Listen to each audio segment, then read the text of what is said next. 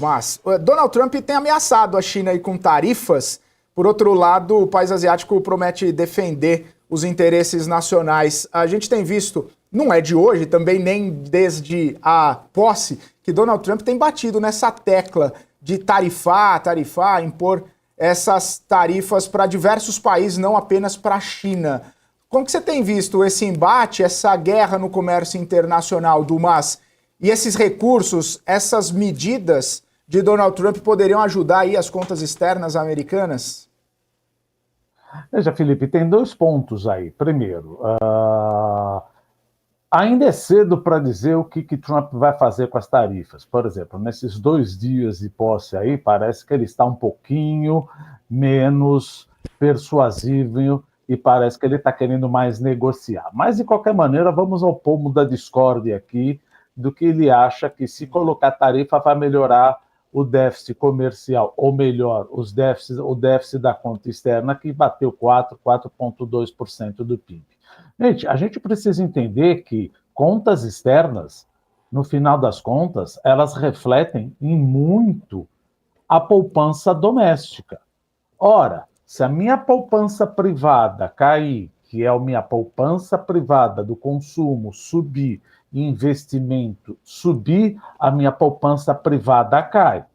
Por exemplo, aqueles 500 bilhões de investimentos em inteligência artificial, eu dei uma entrevista alguns dias atrás, falou, não, mas isso daqui é do setor privado. Mesmo assim, é importante os investimentos. Ninguém está falando que isso é bom ou que isso é mal. Mas se você investe demais e consome demais, você vai acabar importando poupança.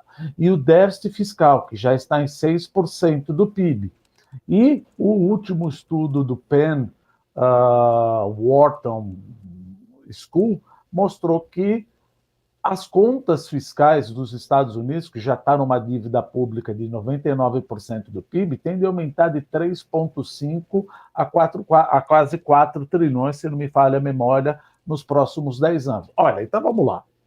Se a poupança privada cair porque o consumo das famílias pode aumentar e os investimentos, principalmente desses 500 bilhões de dólares aí, aumentar e o déficit fiscal piorar, significa que a poupança dos Estados Unidos, privada e pública, tende a diminuir. Se a poupança privada e pública dos Estados Unidos tende a diminuir, os déficits nas contas externas vão piorar. Isso é simplesmente uma identidade macroeconômica. Aula 1 de macroeconomia. Você gasta demais, acaba importando. Não, mas o meu problema é China. Então vira aquela coisa que a gente sempre fala. Qual é teu problema, Trump? Se teu problema é China, a gente sempre brinca. Simplesmente você pode chegar e falar, está proibido comprar da China. Sim, mas eu vou comprar de terceiros mercados. Porque se meu déficit de poupança aumentar, isso vai ser impulsionado por uma entrada de recursos estrangeiros. Por isso que você pega no primeiro mandato de Trump a despeito das tarifas, o déficit com a China de fato diminuiu. Mas o déficit com o México, com o Vietnã, aumentou. É aquela coisa, Felipe, eu te dou mais dinheiro, mas eu não quero que você compre da China. Tá bom, não compro da China, mas eu compro de outro país.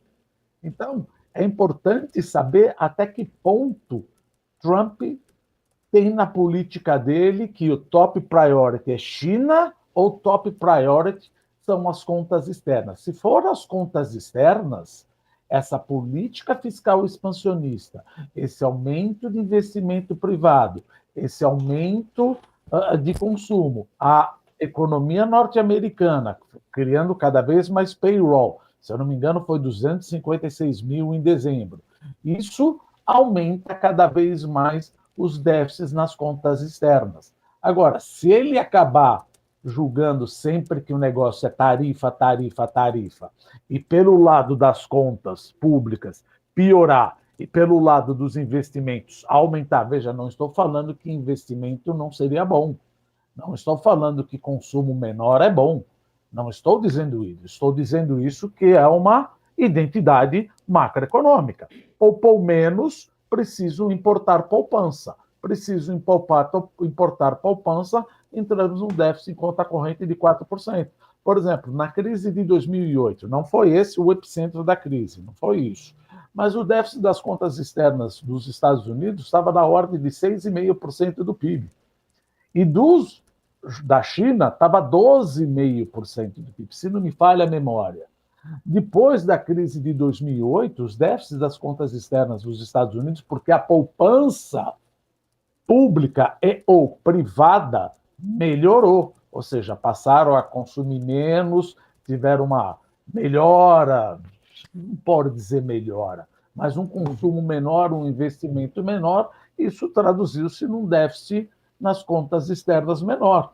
E aí você descobre por que a China utilizou a América Latina, principalmente o Brasil, como darling depois de 2010. Olha, eu preciso escoar em terceiros mercados. Por isso que o Brasil virou darling justamente no momento que eu estava na China. E aí fica aquela coisa, se essa guerra comercial pegar fogo, não for apenas um falastrão de querer negociar, porque parece que ele não vai colocar essa tarifa antes de negociar. A China pode retalhar de uma forma positiva ou de uma forma negativa. De uma forma positiva, como aconteceu no primeiro mandato, a China vai parar de comprar um pouco o agronegócio dos Estados Unidos e volta a comprar mais agronegócio do Brasil. Ponto positivo para o Brasil. Ponto negativo. Se por acaso essas tarifas baterem fortemente na China, se isso acontecer, entrar num cenário de guerra comercial, ora, onde a China vai buscar terceiros mercados para veículos elétricos e aço?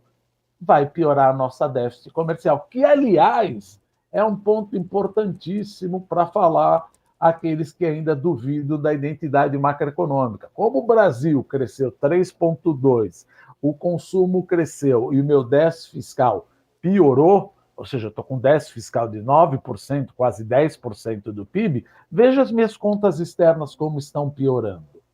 Então, veja, é importante entender qual é a tua.